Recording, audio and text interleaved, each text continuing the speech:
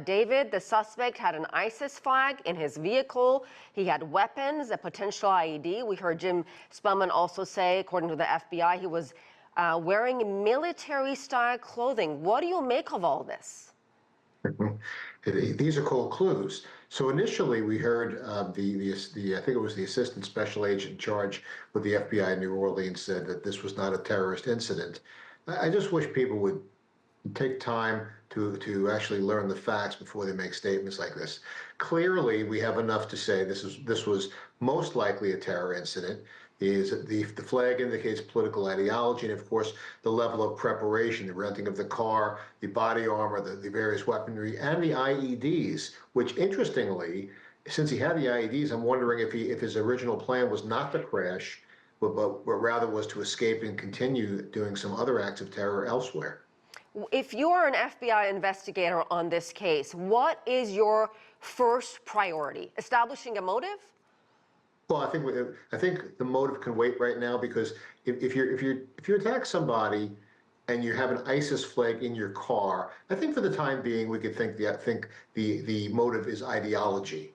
What I would be focusing on now is, number one, did this person act alone? And if not, number two is, who else is involved, and are other attacks imminent? So that's probably the first course of action. They're going to go through every bit of social media the perpetrator had.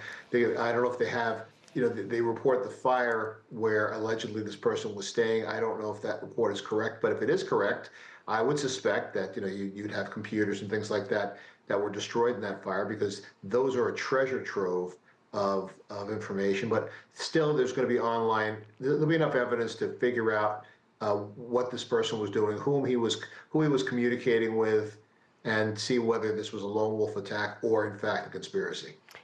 Based on what we know, was there enough security and police presence on Bourbon Street? And even if there was, David, how much can they really do when someone behind the wheel is speeding in an area crowded with New Year's Eve revelers?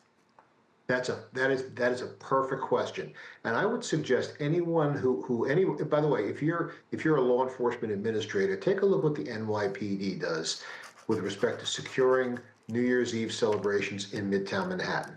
You have far more people, at least a million. By the way, at least 1 million people are on scene for watching the ball drop. So how do they do it? Well, there isn't having barricades or French barriers. That's not enough, because as we see, if the initial report was correct that there were barriers up, then the suspect just drove right through.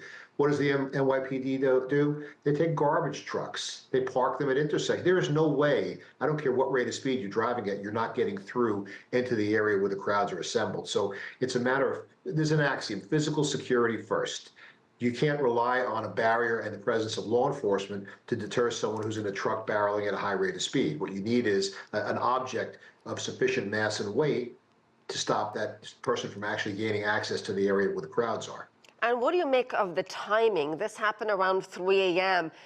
I mean, even if you're a party goer, most party goers, or maybe New Orleans is different, but most people are home at that time.